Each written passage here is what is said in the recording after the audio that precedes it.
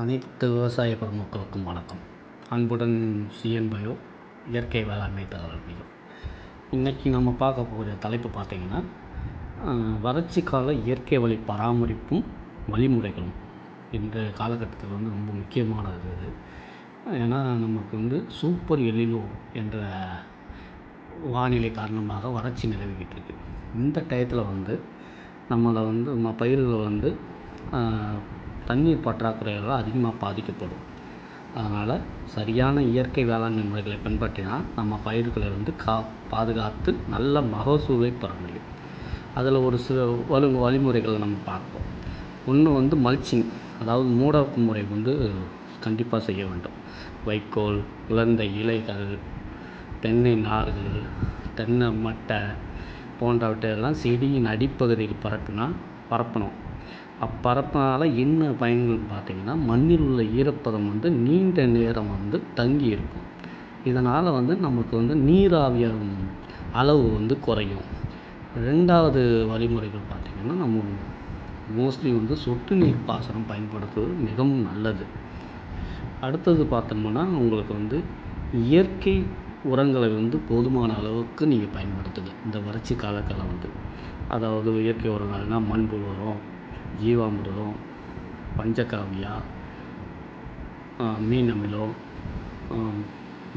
மெத்திலியோ bacterium, இது எல்லாமே வறட்சி தாங்கும் திறனை நமக்கு அதிகரிக்க உதவும்.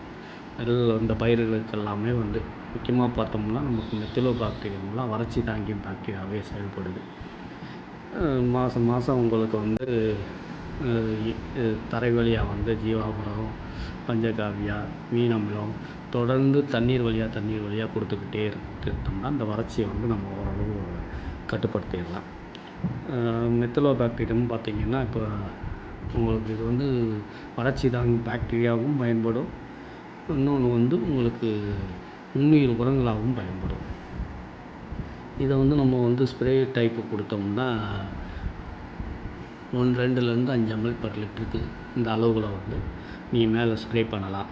ஒரு 10 நாளுக்கு இருக்க, 15 நாளுக்கு இருக்க, முடிஞ்சால் ஒரு மாதத்துக்கு ஒரு 2 தடவை கண்டிப்பாக கொடுக்குறது இந்த வறட்சியை இழுத்து பிடிக்கும். உங்களுக்கு வறட்சியை தாங்க பயிர்களுக்கு தாங்க வைக்கும். அடி உங்களுக்கு தரவழி கொடுக்கும்போது 500 ml 1 லிட்டர் ஒரு ஏக்கருக்கு கொடுக்கலாம். நல்லா உங்களுக்கு இன்னொன்று பார்த்திங்கன்னா, தண்ணீர் கண்டிப்பாக நீங்கள் காலை இல்லை மாலை நேரங்களில் தான் தண்ணீர் பாய்ச்சும்போது உங்களுக்கு கண்டிப்பாக இந்த வறட்சியை பயிர்கள் ஆரோக்கியமாக பாதுகாத்து நல்ல விளைச்சலை பெறலாம். இந்த மாதிரி வழிமுறைகள் இன்னும் நிறையா இருக்குங்க. இந்த எளிய முறைகளை நம்ம இயற்கை வழிமுறைகளை பின்பற்றினாலே இந்த வறட்சி காலத்தில் பயிர்களை பாதுகாத்து நல்ல விளைச்சலை நம்ம பெற முடியும். நன்றி, வணக்கம். மேலும் வேளாண்மை தகவலுக்கு சிஎன் பயோ சொல்யூஷன் இயற்கை வேளாண் தகவல் மையம் இலவச ஆலோசனைக்கு தொடர்பு கொள்ளுங்கள். இயற்கை வேளாண்மையில் நம்ம ஜெயிப்போம்.